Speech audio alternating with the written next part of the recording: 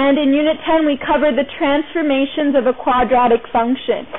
And more specifically, we talked about the vertex form of a quadratic equation, which is also our transformation equation for quadratic functions. And before you tackle any types of problems, you need to ask yourself, what is the domain and range of the parent function? We also had a Unit 17 problem set on domain and range, so that's an extremely important concept for Unit 10. You're going to ask yourself, has the graph been vertically stretched? Has the graph been vertically compressed? Has the graph been shifted? So horizontal shifts, left and right, vertical shifts, up and down. These are all concepts we covered in Unit 10. Today, we're going to be analyzing more of the equations instead of picturing the direction that the graph or the changes to the actual graph.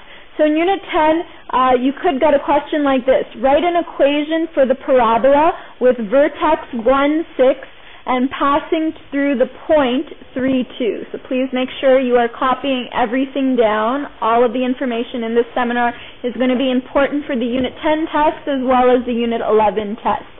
Now, whenever you are asked to write an equation for a quadratic function, and because we're dealing with transformations and vertex, you need to write the vertex form of a quadratic equation. That should be the very first thing that you write down.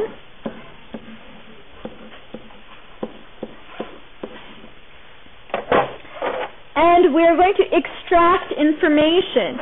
If I know the vertex is 0.16, that means that my h value is equal to 1 and my k value is equal to 6. H is equal to 1, k is equal to 6. So I know that I'm going to substitute those two values into my transformation vertex form of my equation. The next piece of information that I am given is that the parabola is passing through the point 3, 2.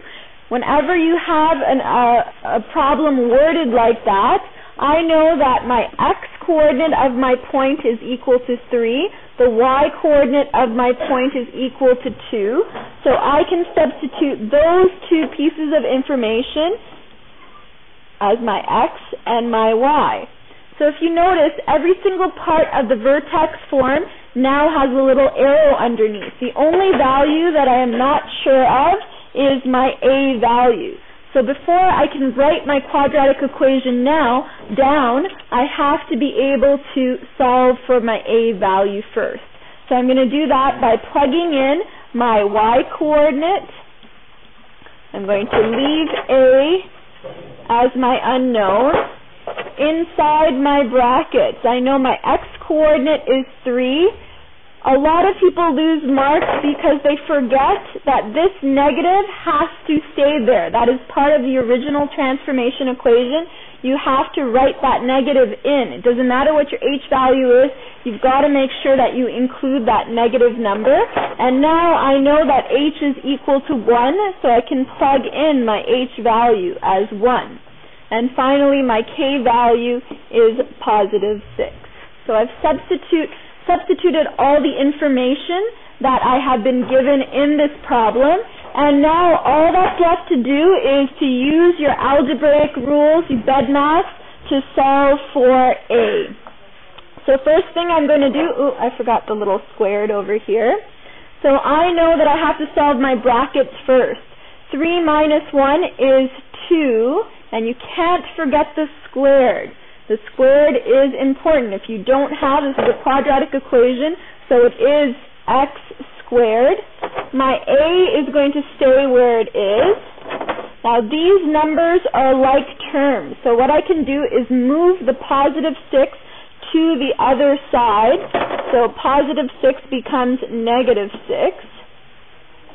And when you do that, you suddenly have negative 4 is equal to a.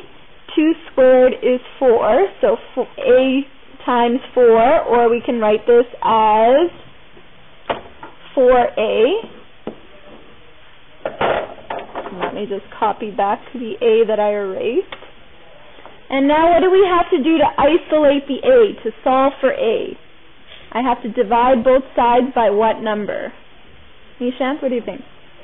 4, because the 4 is in front of the a, so I have to divide both sides by 4.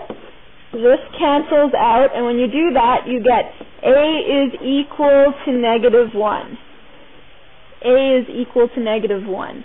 You have to solve for your a value. You cannot write your equation of the parabola without the a value. Now that I have my a value, I can state that y is equal to, instead of a, I'm going to put -1 x, and the final thing you have to do is substitute your vertex. So my vertex is 1. It's going to be x minus 1 squared, and my k value is +6. So when you're creating a quadratic equation, you need to be able to substitute your a value, your h value, and your k value into the original vertex form of the quadratic equation, okay? A lot of people on Unit 10 tests have not been able to identify that whatever the value of your h is inside the bracket, it's going to be the opposite of the actual value. So what I mean by that is my h is not -1, my h value is +1. That means we're not shifting to the left, we are shifting to the right. You have to be able to identify that whatever is inside the bracket of your transformation equation, that's going to be the opposite sign of the x-coordinate of your vertex, okay? That is extremely important. Pay attention to that when you're doing your Unit 10 test as well as your Unit 11 test, okay? Next question, if you can copy this down. Write an equation for the parabola with, congruent to y is equal to 5x squared. So this comes up in your unit guide. A lot of kids have been asking me what this means. Congruent to y is equal to 5x squared means that the equation that we're going to create has the same a value. So in the last example, we had to substitute a point, xy, in order to find the a term and proceed with the question. This time, we don't have to solve for a because a is being given to us. If y is equal to 5x squared has an a value of 5, then we have the same a value for this particular problem. Our a value is equal to 5. My h value, because vertex is always hk, your h value is going to be equal to -4, and your k value is equal to -7. So I have the 3 pieces of information that I have to substitute into my transformation equation, but I want you to pay attention how I do this, okay? So first of all, we're going to write the transformation equation on the board. Y is equal to a x minus h squared plus k. Now when I do this, I want you to pay special attention to what happens inside the bracket. So I want to substitute these 3 pieces of information into the vertex form of my quadratic equation. So y is going to be equal to, my a value is 5, so let's plug in 5. And now we have x minus, but our h value is a -4, so we have to write x minus -4 squared. Cannot tell you how many times people make mistakes. There's originally a negative in the equation, so I have to write negative and then plug in my -4. Finally, my k value is -4, so I can write plus -7, plus my k value. So can I leave my answer like this? No. What do I have to do?